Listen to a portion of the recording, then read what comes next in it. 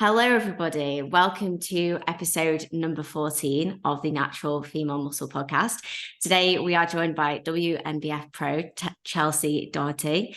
Alongside being a midwife, Chelsea is a phenomenal natural athlete.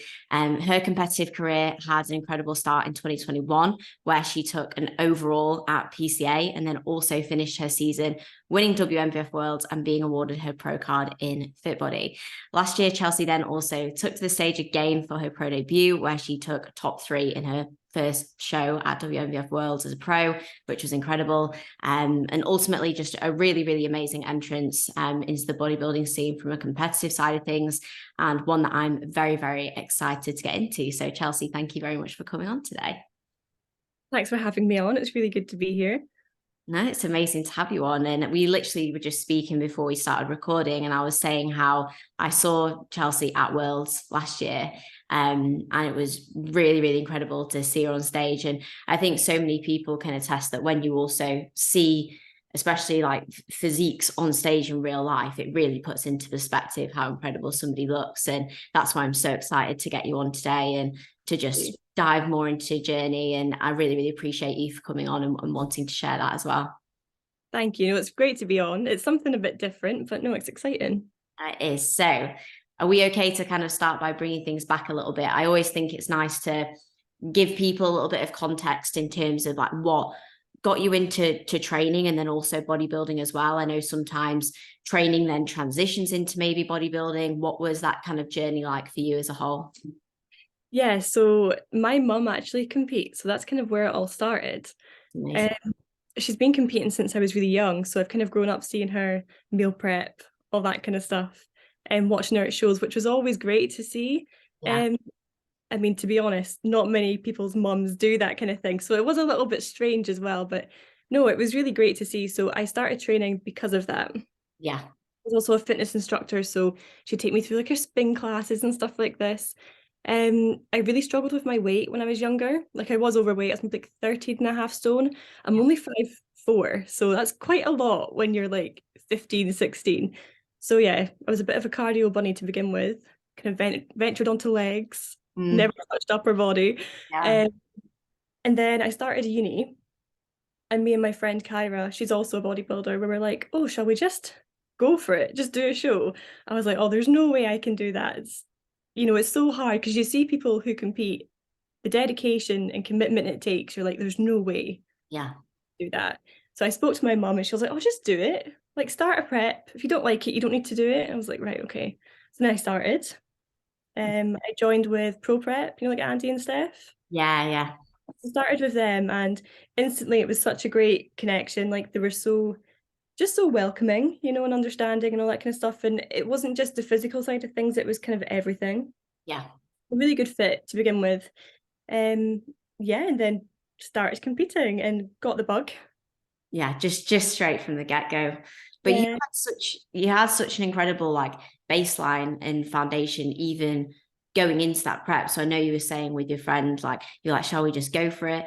But you still had a really solid foundation of tissue there. Do you think that obviously having your mum in the background and kind of learning to train with her maybe made a massive difference to what you already had at the start of that process? Yeah, I think so, because I remember her even making me like little plans, like a back day. So one was wide, one was narrow, then there was legs. So there was always some sort of structure to it, nothing compared to now. But yeah, definitely. It's probably made an impact. And I think genetics as well will play a part in that. Like both my mum and dad are pretty athletic people. So that's probably some of it as well. Yeah. But yeah.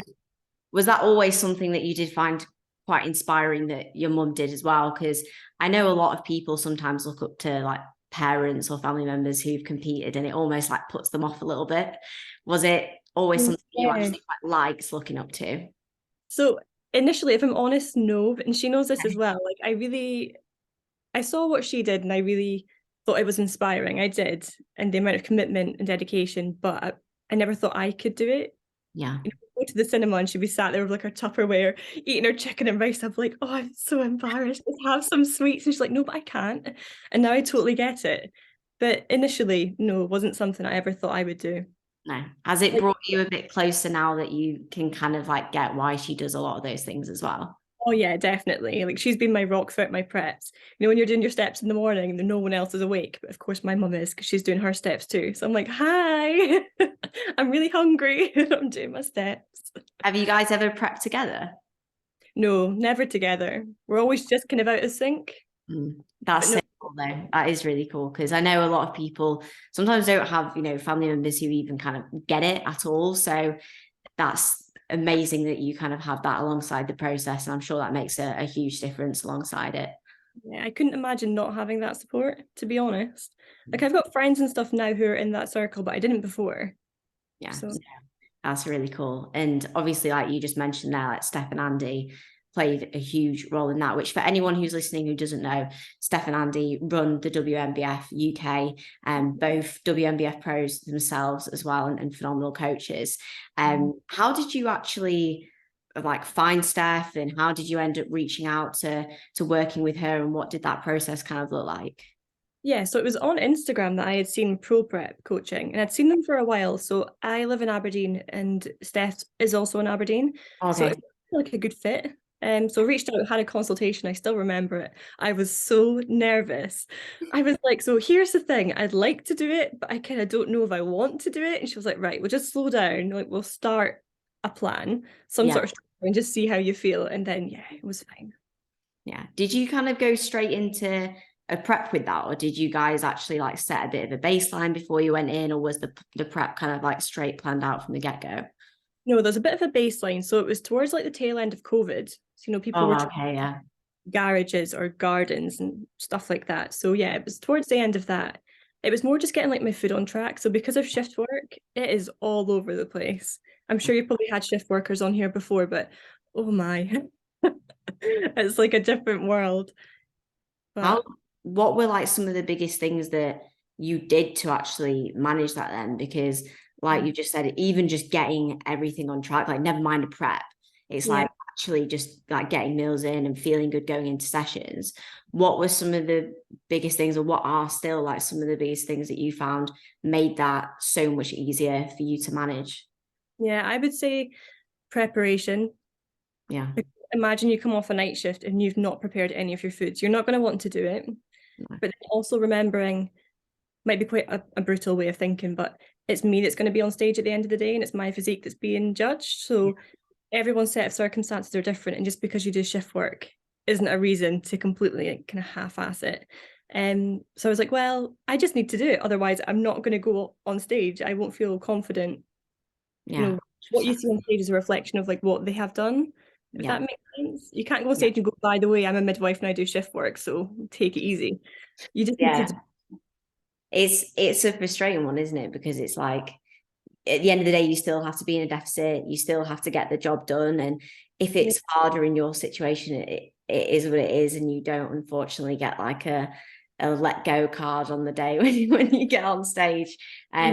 Did you have to like manage that quite well around the way you set up your training and stuff as well? Have you found that you've obviously now found something that works, but what's the sort of split and layout that you guys found worked best for you?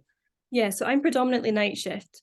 So it's usually 3 nights a week, occasionally a fourth. So on my first night shift, I would train because you wake up when you would usually wake up and you're going to be up for at least 24 hours. You've just got to accept it.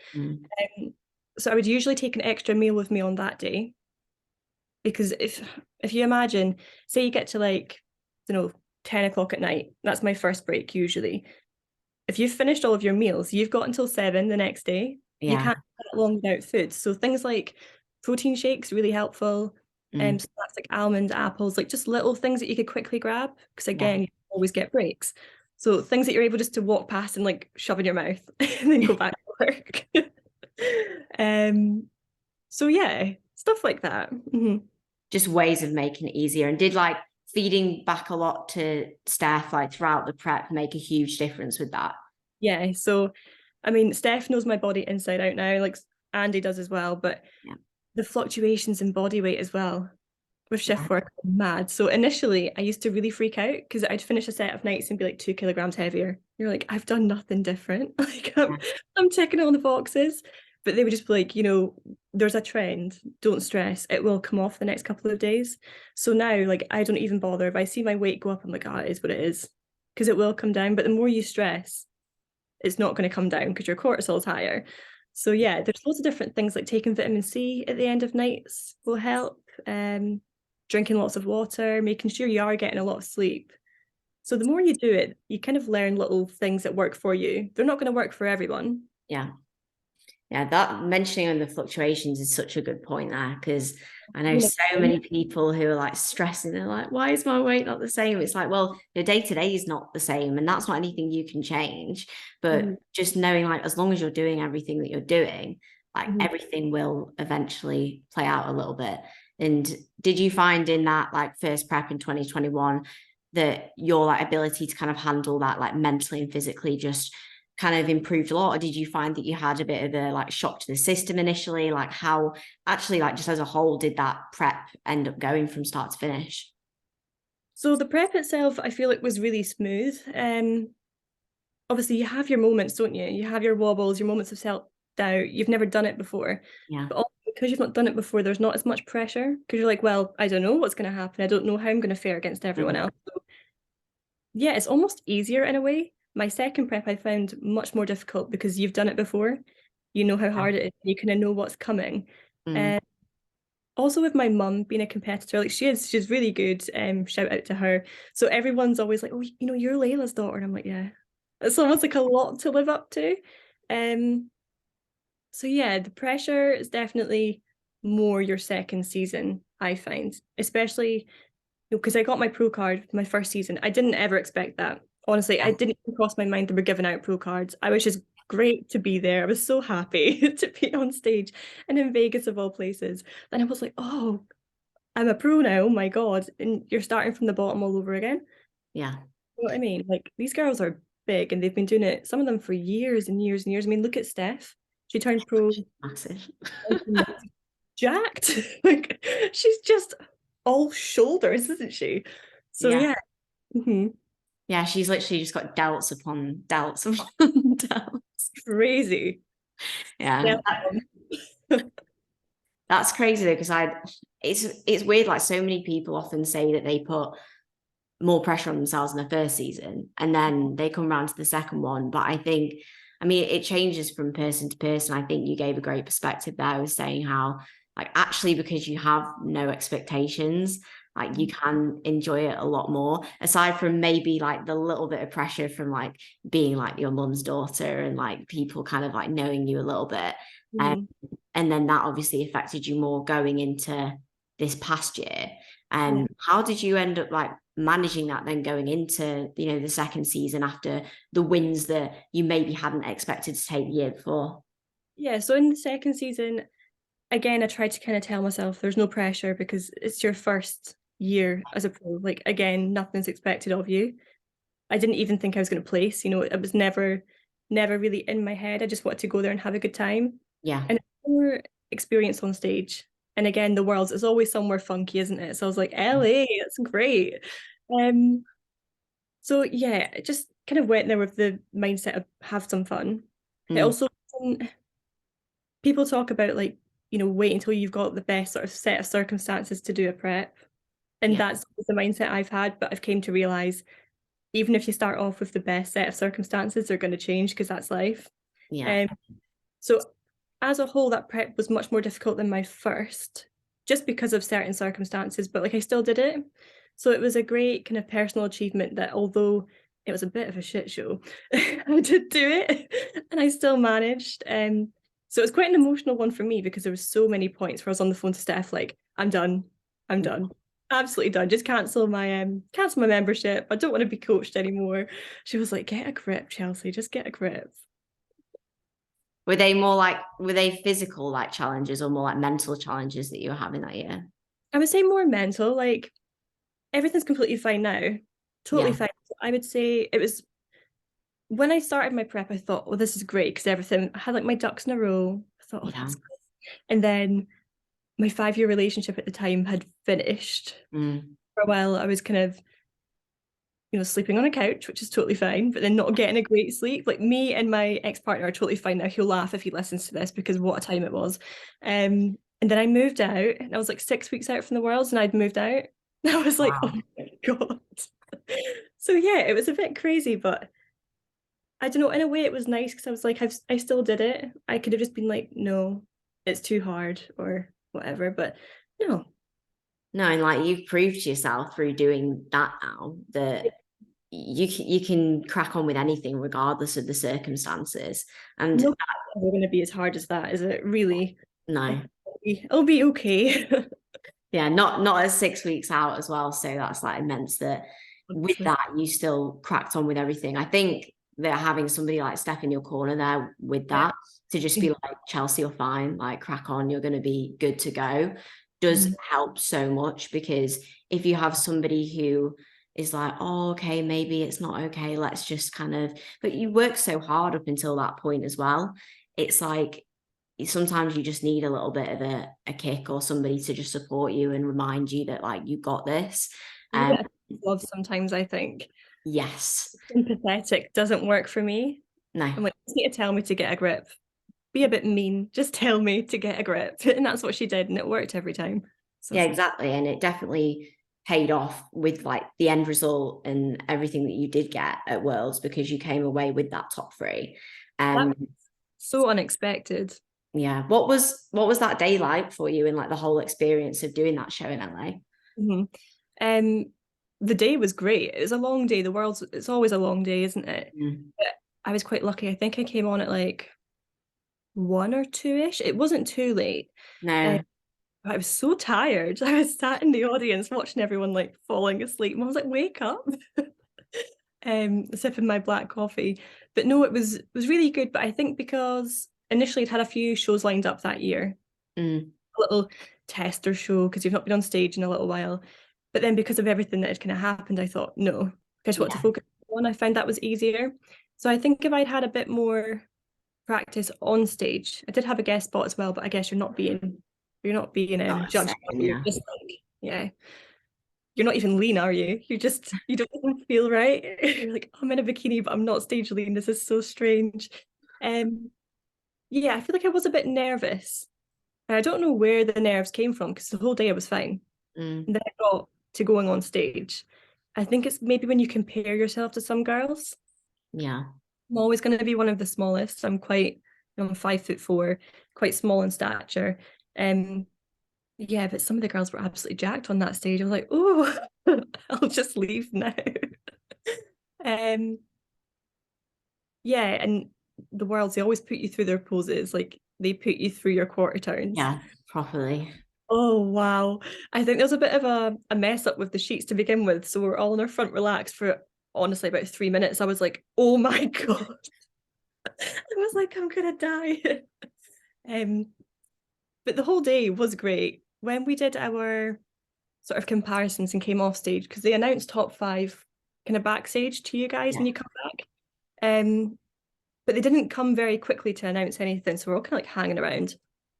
One of the girls said to me, oh, well, we won't have got it, so we'll just go. And I was like, they've not said anything yet. And she was like, nah, like, come on, like, we're really small. I was like, right, fabulous. And then, the guy had said, you've made top 5. And I was like, oh, like, I was taking my heels off. I was ready to go.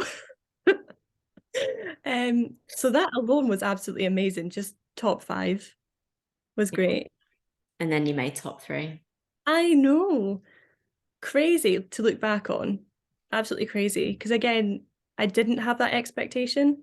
I just wanted to go and have a good time. The girls were lovely as well, which always makes the day a lot better. Oh, massively. Yeah. But it was backstage is good. It was such a like well-deserved result as well. And I think that maybe shows a little bit about like self-belief and also not having necessarily comparison to others, because I can relate so hard to what you said as well with the small stature thing, because sometimes when you are a smaller female, you think like, I've got no chance against these big girls, but at the same time it's relevant to your physique and like where you're at and your structure and your shape, which always speaks volumes when you get on stage. And at the end of the day, that's what they're judging. Like, yes, they're comparing, but they're like, how do you look compared to the criteria and compared to your physique? And do you feel like you maybe took something away from that when it comes to like looking at self-comparison and things like that with other athletes too? Yeah, I just think really being backstage and comparing yourself to others is not the time to do it. Like, just ignore everyone. Obviously, don't be rude, like speak to them, but don't look at them like, wow, you're delts. Because I mean, you're there. You're there anyway. You've done all the hard work. You've done it for yourself. It's not for anyone else. So no matter the outcome, you've still done that prep. You know what I mean? As hard as it was, or maybe it was a smooth prep. Yeah, you should just be happy that you're there. 100%. The same insecurities backstage. There's no one stood there going, oh, I look great. Everyone's looking at each other. You can see it. They're all eyeballing each other when you're pumping up, like, So it's not just you. Yeah, I think when you start to realize that like everybody feels the same, it starts to feel better. And I think even for you, like putting that into perspective, which is so crazy when you think about it, how you're probably up there with pros who are like maybe even in like their 5th or 6th season, whereas you're still only in like your 2nd season and like your like 4th or 5th show, which is like insane to be in that position. So like sometimes just being able to like bring that back, because you see that with people who move through the ranks like quite quickly, is like actually acknowledging like how awesome it is for you to have developed to that point already. But yeah, sometimes I think it's easy to fall victim to thinking, oh, everyone else like thinks they look amazing and I'm not sure that I like fit within that. But definitely learning from that is a really, really good lesson. And did you ever find that, because this is obviously something so many people say, is they struggle more so with it outside of the show day as well when it comes to self-comparison, whether it be on Instagram or in the gym or things like that? Have you ever had your experiences with that as well? It's Instagram. It is, like, Instagram's such a great place, you know, for connecting to people and the bodybuilding community, especially naturally. Instagram's big, it's huge, so it's really helpful, but it's quite toxic in some senses. People aren't going to post their bad shots. No, they're not. So when you're through Instagram and you see someone who looks absolutely humongous, this happened a couple of times. It happened once at PCA. There was someone, I was a bit like, oh, you know, she looks really good. And it's great to see, but you're like, I'm going to be up against you. Oh God. And it was my first season, so you do compare a lot more. And then I saw her in person and I was like, oh, because it does wonders when you take your shots from down here. You know, you look humongous, of course you do. I mean, everyone still looks great, but no one looks anything like their Instagram. Even if you were to look at mine, if I've taken a shot from down below, it is going to make you look slightly bigger. But if you walk past me in the street, you wouldn't think, oh, she competes.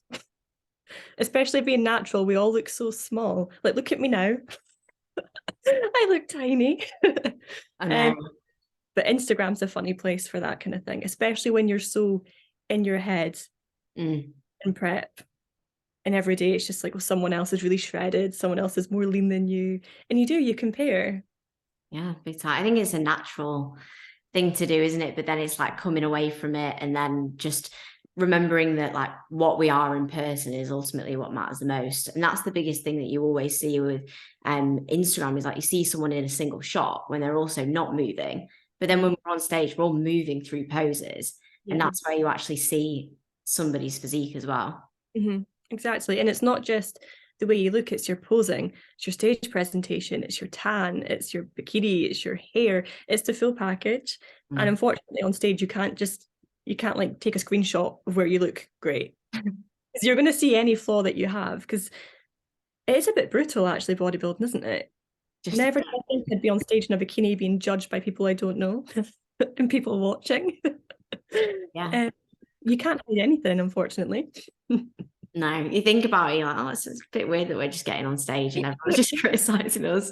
But for some reason, we love it and we get addicted to it and we keep doing it over and over again.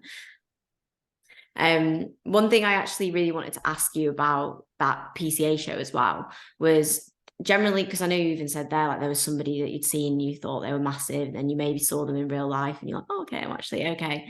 But I know a lot of natural athletes specifically get nervous going into like PCA shows or non-tested shows, because some athletes in the show may like not be natural. And I know a lot of girls get worried about that. How was your approach going into that show? And was that ever something that you'd worried about going into it as well?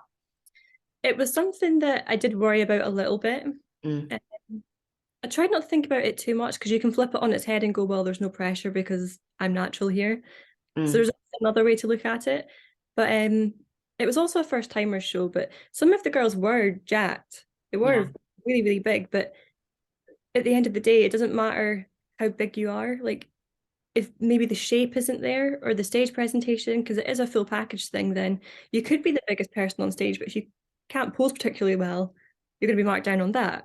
You know what I mean? So kind of comes hand in hand, but was definitely worried about it. And it was me and my friend Kyra went into this and we were like, what are we doing here? You know, like PCA is such a big federation, obviously not tested, but yeah, it was again a really good experience. And everyone looked so different on stage with it being a first timer show.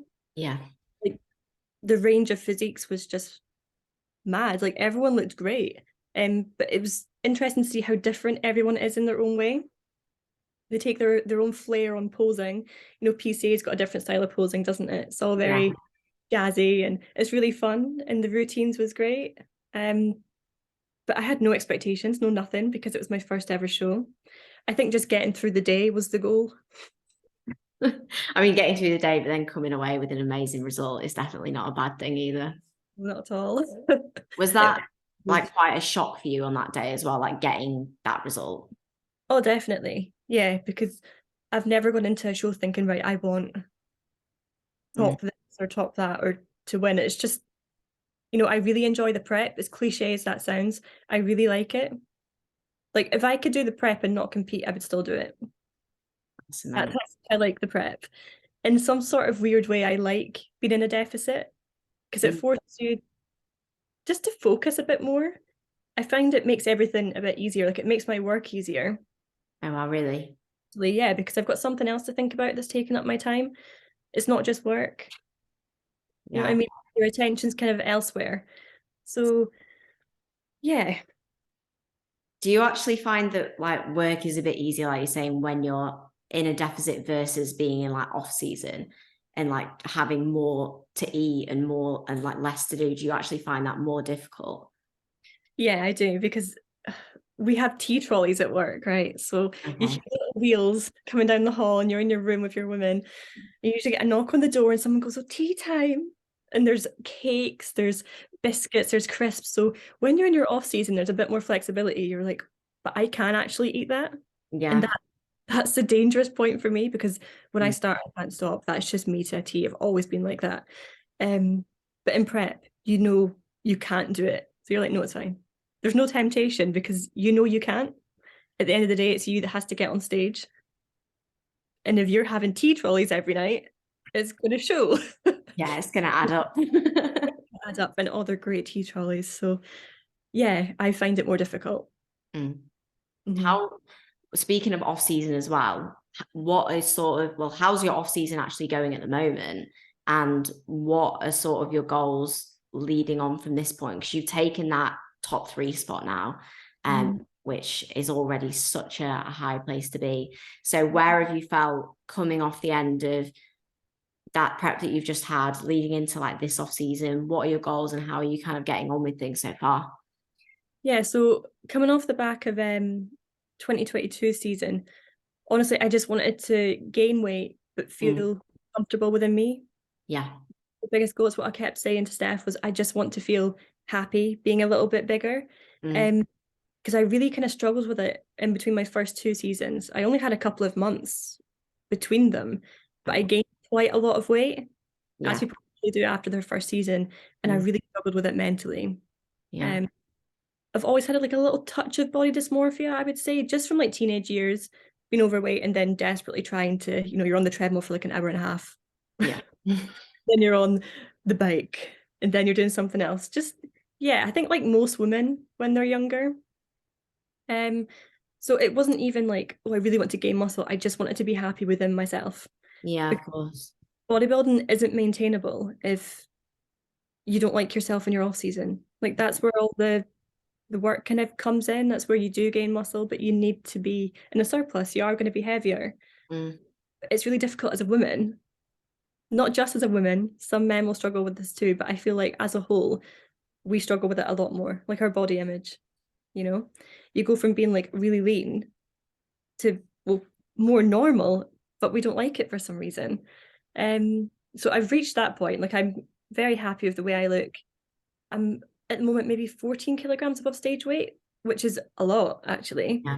Like, I feel happy, I feel healthy, I feel like my hormones are probably just about in check. My cycle is back and it's regular, so I'm in a good place. Training's really good as well. Amazing. Really enjoying it again, which is half of it, because like I started this because I like training, you know. So that's fun. Steph's always making new plans for me, like every 6 weeks or so there's something else exciting that she's done. So yeah, it's all really good. But in terms of going forwards, I think I'd like to compete next year, but again, there's no pressure. Amazing. Yeah. If I feel like I've changed, my physique has changed in a realistic way, you know, being natural as well, you're not going to gain masses of muscle, then yeah, I would go for it again. But I feel like now that I've made top 3, the goal next year would be top 5. Like I feel like there is maybe more of a goal now. Yeah. In the world, you know yourself, like it's so expensive to go and do it, isn't it? All these different shows, because say I wanted to go to Spain or Italy to compete, you're paying for it. So I'd like to do it when I feel like I should do it, if that makes sense. Yeah, 100%. And like you said, you've never really taken like the like a full off season before, because you only had that short period in Yeah. between shows. So there's like no harm in just spending time there, and then you'll know when you're like ready to prep and you're ready to go again. But that's honestly really exciting that you're now in this like phase with Steph. You're in a good spot. You're in a good spot with stage weight. Training feels good. Like I can't wait to see how much your physique progresses from where it's already been, without like, because you've not had that time to like really dedicate towards like growing yet. So Yeah.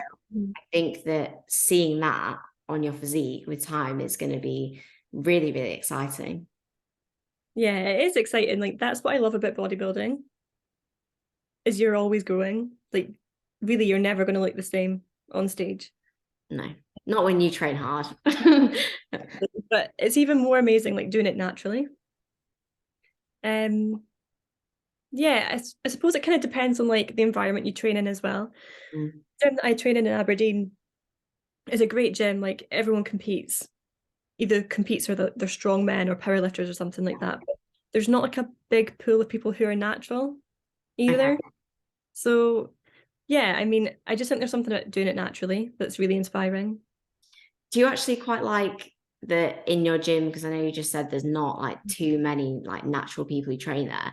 Yeah. Do you quite like that because it maybe like pushes you a bit more in terms of like, I know not a lot of like natural athletes sometimes feel like they limit themselves because they think, oh, I'm natural and I can't do X, Y, and Z. Whereas I think that when you're just surrounded by just other bodybuilders and you kind of don't really set limits on, oh, they're assisted or they're not, you just see what other people are doing, you just see the hard work and you just kind of get after it. Yeah, no, I agree. I think it's really inspiring just being around people who do the same thing. Natural or not, it's still a great environment to be in, isn't it? Yeah, 100%. Environment makes a huge difference. I think you can always train hard when you're on your own, or if you were in the garage by yourself. Like if you train hard, you train hard. But having that support network around you, or even just seeing and exposing yourself to, I think, other people who train hard or other people who have, you know, the same drive or the same passion or something like that, it does make a huge difference. Yeah, it really does. Like I used to train in a pure gym. So going from a pure gym to where I am now, I'm like, oh, this is like night and day. It's great. Does Steph train in the same gym as you, or does she train Yeah. different? Oh, that's amazing. I bet So that makes well. such a huge difference to like have her and Andy around as well. Yeah, I know it's really good. She's always pushing me through my sessions, Yeah. and vice versa. Do you think she's kind of been like almost like a little bit of like a role model, or somebody that you've been able to see like the potential that you can like achieve as a natural female athlete as well? Yeah. I mean, it's just really cool to see women who are natural, who are really big, you know. You've always got people going, oh, you know, you're on gear, or this, or that, the next thing. It's honestly a compliment. And I Yeah. feel like Steph gets it a lot because she is just so broad. Yeah. Done it all by herself. It just takes time. I think that's what people don't understand, is we all get quite impatient. Yeah. Years. Like she's not just been a bodybuilder, she was a professional dancer. She's done loads of different things in between. She was a swimmer for a bit. So, you know, there's lots of different things that go into it. Yeah, it's like just having your body exposed to like things that build muscle for Yeah. literally like decades. Mhm. And that's what builds those physiques. And I Yeah. think people get impatient because they train for like a year or 2 years and they're like, why don't I look like WNBF Pro, Steph Noble? Because Steph's been training for so long. And I think it's nice though, because it allows you to see that you do have so much time in the sport and you do have so much room to progress, and there are so many ranks that you can just keep climbing and keep getting better and better and better. Is that something that like really excites you within your own journey as well? It does, yeah, it does. I think because I've started it so young as well, like I've got the time to take a couple of years out if I wanted to, and like kids later down the line, all that kind of stuff. Not that I'm thinking about that at the moment, but you know, I've got time. Whereas some people, when they start a bit later, they've got to kind of factor in all these things, like Yeah, having children. Do I go back to it once I've had children? And you don't know unless you've tried it. yeah, You know, it must be so much more difficult with kids. I couldn't even imagine. So hats off to anyone who has kids and does this. yeah. I've had a few people on the podcast who've managed with kids and everything, and I'm like, I just sit there and listen in awe. I'm like, I struggle to look after myself. I know, I know. I'm 24 and sometimes I'm like, God, how have I made it this far? But having kids, I know. That's mm, immense though that you are only 24, because your physique, like you look 24, so I'm not saying that in a defensive way, but from a physique perspective, especially doing like FitBody as well, is something that a lot of females definitely struggle to kind of get to that level until they're a little bit older, or even just like pushing themselves in the prep to kind of get to like the level of condition that you need to display as well. Is that something you actually find, because I know you said you like dieting as well, is that something you actually find like your body just quite easily likes to get into that condition, or do you just enjoy pushing yourself that far? I find I just enjoy pushing myself. Like Yeah. there was a big drop in calories with my last season compared to my first, because like you say, the condition for FitBody is a lot more. Yeah. Initially I was toned for PCA, Yeah. then went into FitBody because my body responded to the calories, like my refeed kind of after the PCA show. And Steph looked at me and she was like, "You're no longer toned, like your FitBody." I thought, oh, you got to learn all these new poses, and oh, I was very stressed. But yeah, I do enjoy it, but my body's quite stubborn. So the weight comes off me very quickly to a point, and then I think my body starts pushing back because it's Yeah. like, we don't want to be this lean. As a woman, you shouldn't be this lean really for your hormones, your cycle. And then just with a bit of perseverance, it does come back down, but the fluctuations don't change. And when you look at my graphs on prep, I'm like this. It's so frustrating for Andy and Steph because usually it's never completely linear, but You you know, see the trend more, yeah. mine's just bloody crazy. And at the end, it's like, yeah, I've finally given in. I'm starting to come off. How do you often go about making changes with that as well? Because if it is fluctuating so much, how do you, or like, how do they tend to know like when is a good time to like make an adjustment? Do they tend to just look at the average across the week and then try and see where things are at? Or is it sort of just, do they just tend to get to know roughly where your body is, even with the fluctuations in place? I think they just kind of know where my body's at the moment, but we use things like calipers, you know, Yeah. not just relying solely on scale weight, because with Mm. me, it's just not reliable enough to make any changes because the next day I could be 2 kilograms lower. For no particular reason, maybe I've slept a couple extra hours more and that's enough. Or say I've got like a period where I'm not working, I've got some annual leave, then you start to see a little bit of stability when Yeah. you're training at the same time, you're eating at the same time, you're sleeping. So yeah, I think the calipers were really good actually, rather than looking at scale weight and just measurements in general. Yeah, absolutely. Because scale weight is affected by so many things. So having the Yeah. calipers, physique shots as well, like that's what matters at the end of the day. So being able to measure that is definitely really important. And do you find that you tend to take a bit of time off or annual leave? Do you try and prioritize that around shows where possible as well, so that things are as consistent as possible leading in? Yeah, like I try and take annual leave from my peak week if I can, because I can't imagine a peak week whilst working. I don't think I could do it. No. Like say you're carb loading, I just couldn't. Would that be really difficult, like time wise, and actually even just physically getting that in at work as well?